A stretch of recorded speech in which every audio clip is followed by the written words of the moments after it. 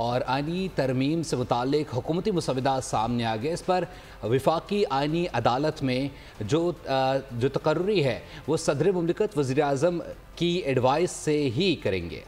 इस हवाले से रिपोर्ट देखते हैं। आईनी तरामीम पर हुकूमती मुसव्विदा सामने आ गया। इसमें शामिल तजावीज़ कहती हैं वफाकी आईनी अदालत कायम की जाए। वफाकी आईनी अदालत के पहले चीफ जस्टिस का तकर्रुर सदर मुमलिकत वज़ीर आज़म की एडवाइस पर किया जाए। आईनी अदालत के जजिस के तकर्रुर के लिए कमीशन तश्कील दिया जाए। इन तजावीज़ में कहा गया है कि जजिस तकर्रुर कमीशन के सरबराह चीफ जस्टिस वफाकी आईनी अदालत हों, जबकि आईनी अदालत के 5 सीनियर तरीन जजिस कमीशन के मेंबरान हों। वफाकी वज़ीर कानून, attorney general, supreme court bar का नुमाइंदा और 4 अरकान पार्लियामेंट भी कमीशन का हिस्सा हो। वफाकी आईनी अदालत में चारों सूबों की यकसा नुमाइंदगी हो। वफाकी आईनी अदालत के चीफ जस्टिस की मुद्दत 3 साल और उम्र की बालाई हद 68 साल हो और कमीशन की सरबराही चीफ जस्टिस सुप्रीम कोर्ट करें।